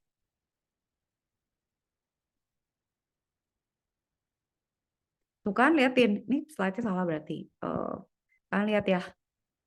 Karakter at least 8 bit, integer itu 16 bit, berarti 2 bytes kan? Ini 4 bytes. Nah, long itu 8 bytes. Nah, jadi sebenarnya ini salah nih slide-nya, dia kurang. Tuh kan, ini 8 bit kan? Ini gimana sih biar nggak ribet? Saya mau tunjukinnya di mana? Oke, ini di mana sih sebenarnya? Oke. Ini harusnya kan 4 bytes ya. Ini tuh harusnya 8 bytes. Ini harusnya lebih jauh dari ini gitu. Jadi 2 pangkat. Ini kan 2 pangkat 2 bytes itu kan gini, cara ngitungnya gini. Cara mau lihat cakupannya itu gampangnya gini. Kalau 2 bytes itu kan berarti 2 kali 8 kan. Ya nggak? 2 kali 8 bit kan. Gitu ya. Berarti kan sebenarnya 16 bit ya. Nah, size range-nya itu 2 pangkat 16. Nah, 2 pangkat 16 itu berapa? Tapi dibagi 2, jadi setengahnya jadi negatif, setengahnya jadi positif gitu. Nah, kalau 4 bytes itu berarti kan 4 kali 8, berarti 32 bit kan. Nah, 32 bit berarti dia punya 2 pangkat 32 kemungkinan. Jadi dibagi setengahnya buat negatif, setengahnya buat positif. Nah, harusnya long ini itu adalah ini 8 bytes. Berarti 64. Berarti 2 pangkat 64. Begitu hitungnya, harusnya gitu. Nah, float itu pecahan dan cakupannya beda gitu. Jadi kalau kita milih data apa, kalau kita milih apalagi ya misalnya kalian misalnya implementasinya misalnya buat akunting gitu. Misalnya buat uang. Ayo loh. Emang uang cukup cuma 32.000. Emang sebenarnya bisa ya misalnya oke ini buat uang nggak ada negatif gitu misalnya. Atau apapun yang nggak bisa negatif ini sebenarnya bisa dibuat jadi 64 sekian ribu ya, 64 sekian ribu lah gitu ya. Positif aja nilainya. Kita bisa bikin ya apa namanya unsigned gitu ya, supaya cakupannya lebih besar tapi nggak ada negatif. Itu juga bisa. Nah, pemilihan dari variabel, tipe variabel itu penting karena satu, saya pernah ceritakan kalau misalnya kita salah milih variabel, kalau kita pakai launching roket atau nyatet data GPS atau ngitung persamaan fisika dan lain sebagainya, terus dia salah gitu. Maksudnya over itu bisa dibilangnya overflow ya. Representasi bilangan yang nggak ada itu bisa gone wrong aja si komputasinya tuh jadi nggak terduga gitu. Jadi bisa meledak lah, bisa salah sasaran, bisa salah perhitungan, itu fatal gitu. Jadi pemilihan variabel tuh penting ya, ingat ya. Walaupun kalau misalnya cuma nyoba-nyoba mah ya udahlah integer aja nggak usah mikir gitu. Tapi deep uh, further kita tuh harus lebih teliti gitu ya. Terus ada juga long double sekian gitu ya, pangkatnya ada karakter, ada boolean gitu. Dah. Terus kalau misalnya kita mau ngasih nama, ya kita kasih aja, kita bilang variabel, saya bilang, oke, saya punya variabel namanya my value, tipenya integer, nilai awalnya 0 gitu. Jadi selalu gitu, kayak misalnya, oke, distance itu rate dikali time. Gitu ya. Jadi sebelah kiri, jadi selalu ada ruas kiri sama ruas kanan. Dan harus di-define juga, kita mesti misalnya integer distance, rate, time. Kalau kita nggak declare itu compiler marah-marah pasti. Gitu. Nah, aturan data assignment itu kita nggak harus datanya harus sama gitu. Kita nggak bisanya bilang variabelnya. Misalnya kita bilang variabelnya integer diisi float, float diisi integer, karakter diisi string, itu tuh nggak boleh. Jadi harus sesuai gitu ya. Ya gitulah pokoknya, gitu ya. Kita lihat saya literal data, ini berarti kalau 2 aja gitu tuh berarti dia integer. Kalau ada titik ini berarti dia real float ya. Kalau double tuh berarti float yang lebih besar cakupannya. Kalau satu huruf gini dia karakter pakai kutip, kalau panjang kumpulan dari karakter dia adalah string gitu. Nah, begitu kita define si variabel-variabel ini, dia tuh nggak bisa berubah kalau udah dikompil gitu. Jadi ya udah, ya kalian decide dari awal, dari sejak desain mau ada berapa variabel, tipenya mau apa. Nah, udah, kalau udah jalan ya udah dijalanin, nggak bisa kita ganti kayak saya dia nanti berubah ya jadi kalau dari execute ya. Dia berubah jadi, tapi sebenarnya bisa kita casting juga sih sebenarnya, nanti saya tunjukin lah caranya gimana. Gitu ya. Nah, contoh misalnya kayak gini. Kita punya ini ya, kayak tadi ya. Tadi sama ya, yang saya bilang template. Include using name std, integer main, kurung kurawal, terus di bawahnya ada kurung kurawal sama return 0 ini. Nah, ini program untuk misalnya menghitung apa ya, bunga gitu ya. Rate rate rate bunga gitu ya. Nah, kita tuh bisa bilang ya, konstata itu artinya sesuatu angka yang nggak boleh dirubah. Jadi kalau kita udah bilang kayak kalian saya ngitung persamaan fisika, konstanta nih kecepatan cahaya itu sama dengan 3 kali 10 pangkat 8, ya udah gitu. Gravitasi itu sekian, itu konstanta gitu ya. Nah, ini juga kita bilang rate-nya 6,9. Kalau misalnya kita mau si variabel ini nggak boleh diubah-ubah, kita bilang bahwa dalam program ini rate itu selalu 6,9 gitu. Nah, jadi dia bilang ada variabel namanya rate, tipenya double, yaitu float yang panjang gitu ya. Terus kita punya deposit juga double. Kenapa double? Karena dia ngomongin angka double. Double tuh liatin 8 bytes, 15 digit precisionnya. 10 pangkat minus sekian sampai 10 pangkat minus 300 loh ya. Ini gede banget. Jadi karena duit gitu ya. Ini kan buat bank kali ya, aplikasi bank. Dia pakainya double gitu. Masukin depositnya. Oke, udah. See out, see in gitu ya. Nah, di sini terus kita hitung. Kita bilang nih, sekarang double new kita bilang variabel baru lagi namanya double new balance. New balance itu artinya saldo di mana deposit yang kita masukin ditambahin sama bunga gitu. Jadi deposit ditambah deposit dikali bunga per 100% ya kan. Nah, nanti kita bisa lihat di dalam 1 tahun deposit akan jadi new balance. Jadi kalian kebayang misalnya, oke, kalau uang saya $100 dengan rate sekian, setelah setahun tuh jadinya 106,9 gitu. Ya, tapi ini kan cuma nunjukin ya perhitungan biasa, tapi kalian perhatiin tampilan-tampilannya kayak gini ya, misalnya kalau di sini yang mesti kalian lihat tuh ada konstanta kan di sini. Ini input output biasa lah ya, bisa. Oke, udah biasa, tadi udah dijelasin. Terus kalau ini yang kalian mesti perhatiin ada lagi deklarasi variabel. Nah, ini perhitungan kan. Nah, terus kalian lihat nih kalau misalnya kalian mau ngomong kayak begini, itu bisa pakai satu cout aja gitu. Jadi kita bilang enter yang tadi ya, ini kan di awal ya. Nah, kita bisa bilang in 1 year that deposit will grow to, kita kasih ini, kita kasih dolar, kita kasih variabel, terus kasih lagi kalimat gitu. Jadi kita bisa naruh variabel di antara kalimat yang mau kita cetak di layar gitu, kita pakai ini aja, di antara ini aja. Kita taruh di antara tanda ini gitu. Begitu.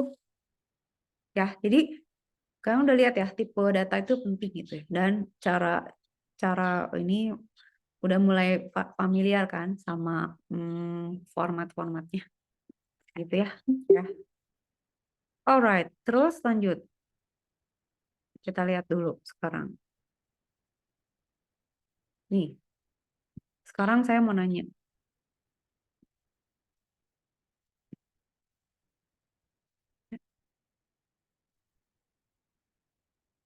Kalau kita ngeprint kayak gini nih, A itu sama dengan B kan?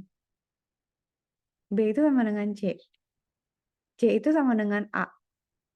Kalau misalnya kita jalanin ini, keluarannya apa? Siapa yang tahu? Ada yang tahu nggak? Jadi kan kita punya nih variabelnya. Ini variabel A ya. Ini A. Dia isinya apa? Isinya B. Gitu kan ya. Variabel B itu isinya C. Variabel C itu isinya sama dengan A. Berarti isinya apa dong?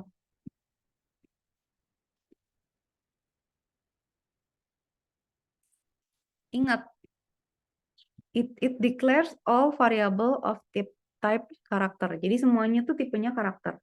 Berarti pada saat kita bilang C sama dengan A, berarti dia ini sama dengan isinya A kan? Berarti ini sama dengan B gitu. Nah, outputnya berarti berapa? Apa? Kita ngeprint A, B, C, sama C.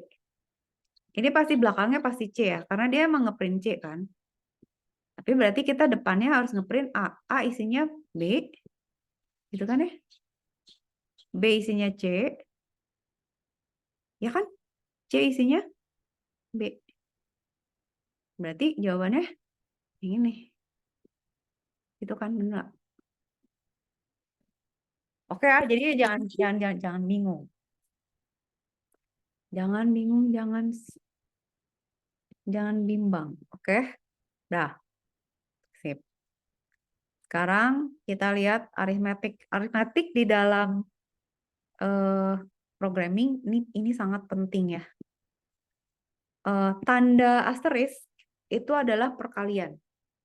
Nah, yang sering dipakai itu adalah ini, division sama mod. Kalian supaya nggak lupa ya, ini. Division itu adalah hasil bagi.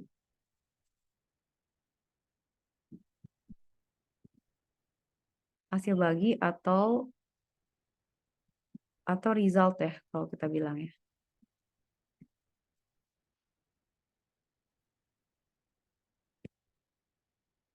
Atau result. Enggak gini. Hasil bagi atau ya. Atau lo bukan per ya.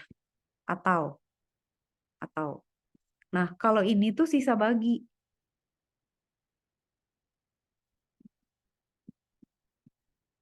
Sisa bagi. Modulus itu sisa bagi atau kita sebut reminder.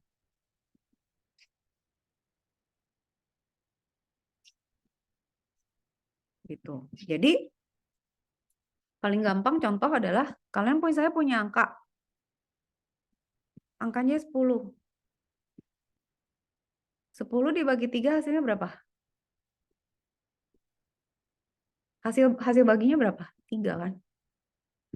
Kalau 10 mod 3 itu kalian kasih hasil sisa baginya. 10 dibagi 3 sisa berapa? Sisa 1. Ya, ini yang penting ya. Nah, sama kan kayak gini. 7 dibagi 5 1 kan? 5 kan cuma 1 bisa ngebagi 7 kan? Tapi kalau kita pakai mod, yang kita lihat adalah sisanya, sisa 2. Kalau ini hasilnya gitu. Nah, ini tuh biasanya dipakai buat ngecek misalnya bilangan genap, bilangan ganjil, terus misalnya ya maksudnya mau ngitung nanti sisanya mau dibagi lagi, konversi kayak gitu. Clear? Udah tahu ya bedanya bagi sama modulos ya? Oke, aman? Sabar 15 menit lagi. Oke. Kalau ada mau pertanyaan boleh. Udah aritmetik.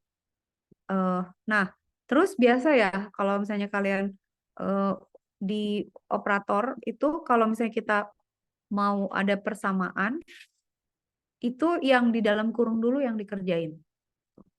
Tapi kalau enggak berarti yang paling penting itu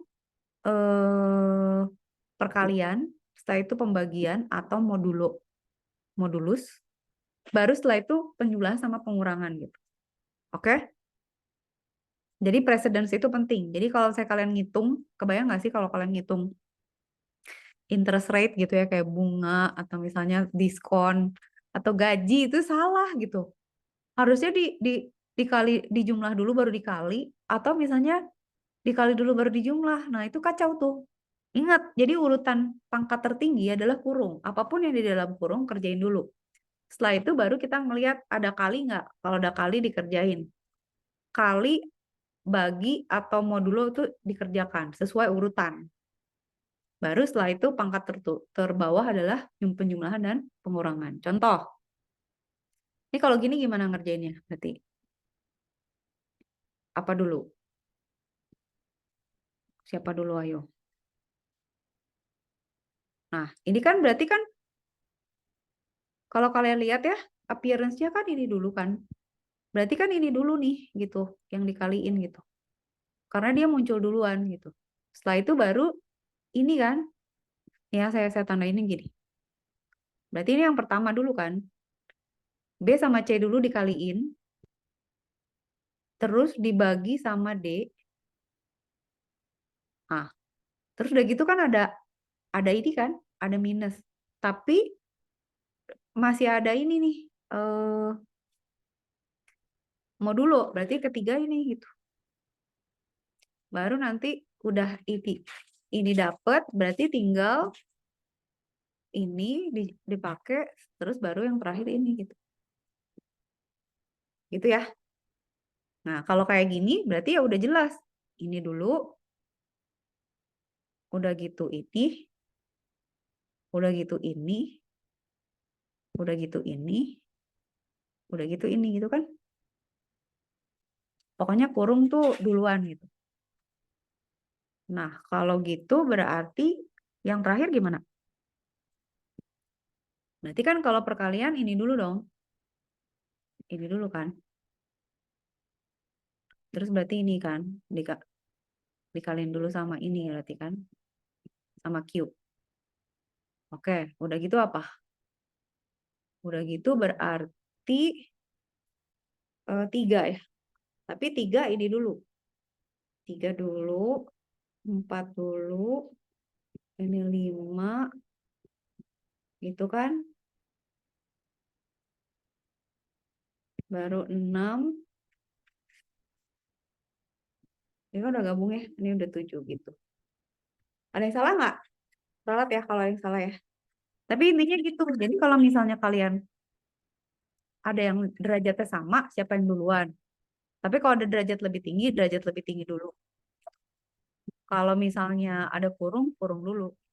Jadi jangan sampai. Jadi kalau saya kalian bikin bersamaan pun harus misalnya integral pangkat ini dipangkatin, udah dipangkatin terus dibagi. Nah, itu ngurung-ngurunginnya juga harus benar gitu. Kalau kalau enggak nanti perhitungannya semuanya salah. Jadi kadang-kadang kalau hasilnya nggak cocok mungkin oh groupingnya salah gitu.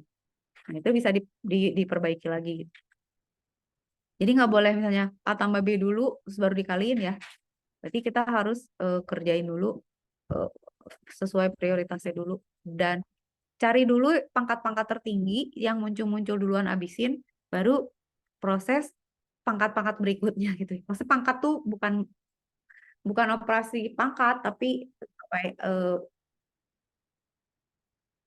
tingkat kepentingannya dia gitu. Oke oke. Nah itu ya penting ya. Di coding nanti jangan sampai salah ya. Nah, terus assignment operator. Nah ini juga penting. Ini itu ya kalau misalnya kita di dalam C++, sebenarnya di dalam ini tuh cuma ada di programming loh, di logic orang di arithmetic itu gak ada di gini nih,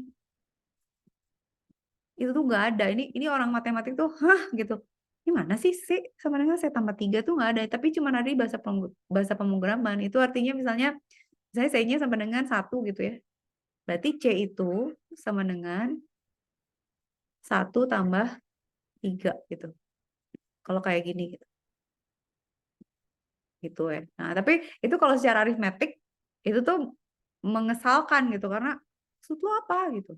Tapi kalau di programming ada. Nah, kalau mau dijumlahin kita bilangnya si nilai si yang sekarang itu tolong tambahin sama 3 gitu. Nah, itu berlaku untuk banyak gitu. Kayak saya D minus sama dengan 4 tuh berarti D nilai yang sekarang dikurang 4. Kalau ada kali nilai yang sekarang dikali 5.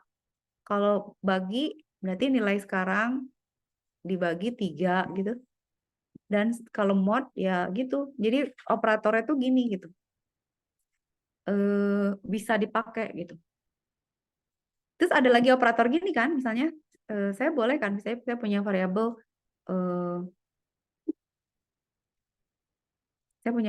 A gitu, plus plus gitu boleh.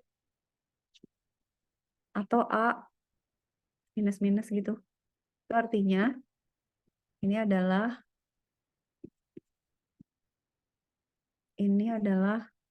A sama dengan A plus 1 gitu. Kalau yang ini A sama dengan A minus 1 gitu. Gitu ya, oke ya. Sebenarnya nanti ada juga loh, bisa begini juga nanti. Tapi nanti itu kalau di looping. Ya saya bisa juga punya variabel misalnya minus minus X gitu. Atau plus plus X gitu. Tapi sebenarnya sama gitu. Itu sama dengan X sama dengan X minus 1. Yang ini tuh X sama dengan X plus 1. Tapi itu kalau di looping itu artinya, jadi kalau di looping ya, kalian punya plus-plusnya di belakang, itu berarti dia itu dijumlahin, ditambahin 1 setelah loopingnya selesai dijalankan. Setelah satu looping selesai dijalankan baru ditambah. Kalau plus gini gitu berarti dia ditambah dulu baru looping gitu. Nah itu tuh khasnya plus kayak gitu. Oke, udah. Itu operator. Nah ini ya yang tadi yang saya bilang pre-increment atau post-increment. Ini udah dijelasin. Yang tadi saya barusan jelasin. Oke. Ini ya yang tadi udah. Oke lah itu udah ini. Nah kayak gini ya. Kalau kita bilang if C sama dengan 5. Kalau kita see out plus C. Dia itu nggak looping sih ternyata ya. Instruksi ya. Kalau kita bilang plus C berarti dia di plus ditambahin 1 dulu baru di print. Kalau ini di print dulu baru di plus gitu. Ya. Penting loh ini. Jadi kalau plus-plusnya di depan dia harus tambahin 1 dulu baru proses ini dijalankan. Tapi kalau misalnya plus-plusnya di belakang, prosesnya dulu dijalankan baru dia di plus-plus gitu. Jadi ini hasilnya beda nih. Hati-hati. Gitu. Kalau kalian misalnya ngeprint gitu sekalian bingung kok selisihnya beda sih gitu. Ya kali ngeprintnya salah gitu. Di plus dulu baru di print apa mau di print dulu baru di plus gitu. Itu kan apa? Sequence kan. Kalau kebalik ya kacau gitu. Begitu. Oke, next.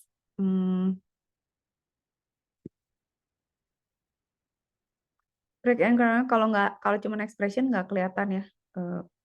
Pre-incrementing and post-incrementing have same effect.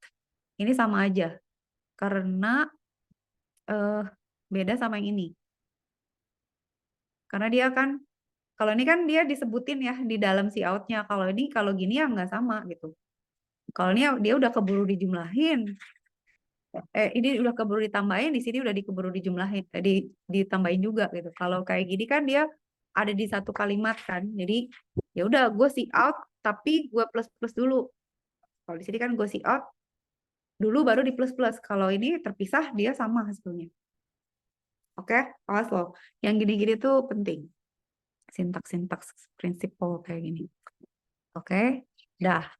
Jadi kayak gini ya contoh. Ini C-nya 5 kan. Kalau di print gini aja dapatnya 5. Ya. Tapi kalau di plus-plus print 5 dulu baru ditambahin. Jadi pas di print lagi dia udah jadi 6. Tapi kalau ini 5 terus kita cetak dia 5. Ini di plusin dulu baru di print berarti dia dari awal udah ngeprint 6 gitu. Udah gitu aja sih. Jadi yang 1556 yang 1566. Gara-gara ngeprint naro plus-plusnya aja beda gitu. Udah deh operator, udah aritmetik, data assignment tadi udah ya, calculation udah. Nah, ini 8 menit lagi ya. Saya go through ini aja. Casting, kita mau casting nggak ya? Kita bisa bikin casting ya. Casting itu bisa implisit, bisa eksplisit.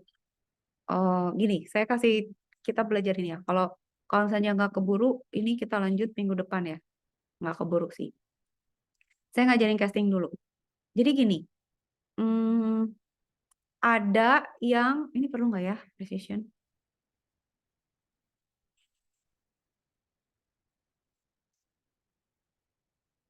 Tunggu. Ntar dulu cek ya takut ke. Nah, arithmetic precision dulu deh. Data assignment dulu kan ini ya, tipe datanya harus sama. Nah, arithmetic precision itu adalah ketelitian dari perhitungan gitu. Jadi bisa menjadi tingkat kesalahan juga. Jadi kayak misalnya gini, 17 dibagi 5 kan berarti tadi ya hasil bagi berarti 3 kan. Karena dua-duanya integer. Jadi integer pembagian bilangan bulat kan berarti. Nah, kalau kita pakai ininya float dibagi 5 itu hasilnya 3,4. Karena apa? Karena ininya kita buat float pakai double gitu. Jadi kalau ini tuh kalkulasi pakai bilangan bulat, ini perhitungan pakai bilangan pecahan. Nah, kalau kita pilihnya salah, itu tuh nanti jadi ngaco gitu. Hah, kok hasilnya nggak ada pecahannya, kayak misalnya mau ngitung rate interest atau apa ya, misalnya apa ya, kandungan atau berat badan yang ada ketelitiannya gitu ya. Itu ya harus pakai pecahan gitu. Nah, kalau misalnya kita punya misalnya eh, kita punya variabel integer invar 1 sama dengan 1, integer variabel 2 sama dengan 2. Nah, ini tuh kalau dibagi ada kesalahan besar. Kenapa? Kenapa coba? Karena dia jadinya 0. Kan invariabel 1 kan 1. Dibagi sama 2. Hasil baginya 0. Gitu kan? Nah, ini kan harus diperhatiin gitu. Hah, kok hasilnya 0? Iya, kecuali kalau misalnya ini pakai float. 1/2, misalnya kalau pakai float itu kita biasanya bilangnya 1,0 dibagi 2 gitu ya, atau 2,0, maka hasilnya sama dengan 0,5 gitu. Jadi hati-hati sama tipe data. Oke? Dah, tipe data udah. One more thing, udah gitu kita udahan. Nah, typecasting itu adalah saat dimana kita ngerubah tipe datanya gitu. Jadi kadang-kadang tuh misalnya, kita mau ganti dari integer mau jadi pecahan, dari bulat ke pecahan gitu ya. Atau ke sebaliknya gitu. Nah, itu tuh kita bisa bilang kayak gini gitu. Kita bilang bahwa tiba-tiba gitu ya, gue mau rubah dia jadi double. Tadinya misalnya integer. Untuk persamaan ini gue maunya dia dalam bentuk integer, itu boleh. Atau dalam bentuk double. Eh, ada dua cara gitu. Bisa otomatis kayak gini. Jadi dia kayak gini ya. Misalnya kita bilang, 17 dibagi. Kita tuh bilang bahwa nih yang satu, kalau ada pembagian, yang satunya bulat, yang satunya pecahan, dia otomatis hasilnya akan pecahan gitu. Atau kita bisa dengan sadar bilang gitu, tolong dong ya 17-nya ini tuh maksudnya 17 tapi gue maunya dia tuh bukan integer, dia double gitu. Supaya dibagiin karena dia mau dibagi sama bilangan pecahan juga. Nah, jadi kalian kalau misalnya mau casting itu bisa implisit ya udah dikerjakan oleh si compilernya, atau kita bisa dengan sadar inget gitu bahwa gue pokoknya inget ini tuh hasilnya harus pecahan. Jadi si my integer ini kan tadi di define-nya pakai integer. Itu kita define sebagai double gitu supaya dia pecahan gitu. Nah, casting itu adalah cara kita merubah tipe data di tengah-tengah gitu, yang tadi saya bilang. Jadi kayak gini nih. Nih udah, ini kita udahan. Jika misalnya gini, number 1/3, 1 dibagi 3 dikali 3. Semuanya integer. Berarti hasilnya berapa? Yang mana? Ayo. Ini integer semua.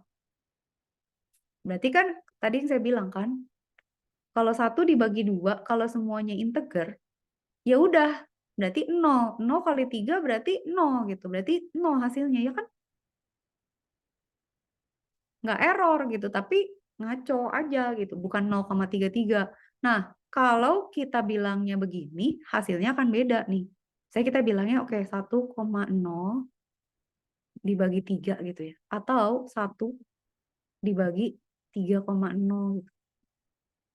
Itu pasti beda. Cuman kalau kita udah declare dia sebagai type int, ini kayaknya harus kita paksa supaya kita bisa bilang aja misalnya oke, float aja deh, ini float. Kita bisa bilang gini, either float 1. Nah, ini tuh casting nih, dibagi 3. Atau kita bisa bilang 1 dibagi, kita pastiin aja float. Kita maksa gitu. Ini tipe datanya dari integer dijadiin float deh, gue mau pecahan soalnya. Atau dua-duanya aja kita paksa. Pokoknya mereka berdua jadi float aja deh, jadi pecahan supaya hasilnya benar gitu. Nanti kita coba ya, kita run, terus kita lihat hasilnya di coding benerannya, float 3 gitu. Udah gitu. Ya, oke. Kayaknya hari ini udah cukup. Jadi kalian udah belajar banyak sintaks ini itu. Nah, next class saya mau lanjutin ini, ingetin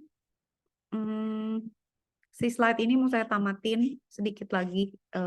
Yang kayak detail-detail kayak gini kalian perlu perlu perlu pelajari gitu ya.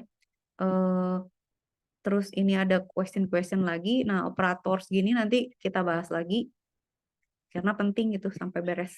Baru nanti saya ajarin function minggu depan. Nah, nanti tugasnya tuh function dulu. Jadi nanti kita lanjut di ingetin. Kita lanjut di slide 29 ya.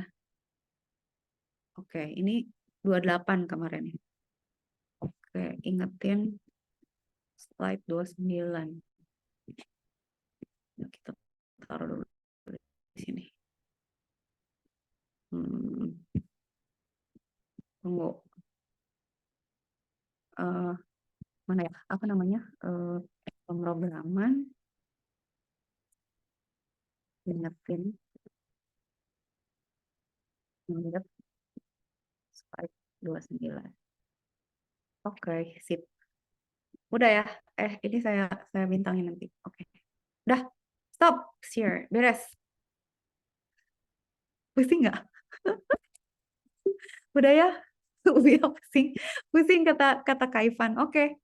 Nanti PR-nya main game lagi ya. Sip. Soalnya kemarin kok pada jago sih bisa sampai level 10. Saya pikir gak akan sampai tamat loh. Kalau yang Minecraft mah tamat lah itu main anak-anak SD ya. Tapi yang Blockly kok pada bisa sih? Yang 10 jago eh. Yaudah nanti tugasnya game lagi ya. Makasih ya semuanya ya. Dan Anda, Wilson, Kaifan, Revo, Evelyn. Ya saya, Jasmine, Bianca, Fasawa, Lutfi, Ermalia, Siti, Khoiriah, Cheryl, Salma, Fatimah, Naya. Dan lain-lain, Lutfi, Stephen, Latifa. Sampai ketemu lagi minggu depan. Semangat ya puasanya ya. Dah Syifa. Bye all.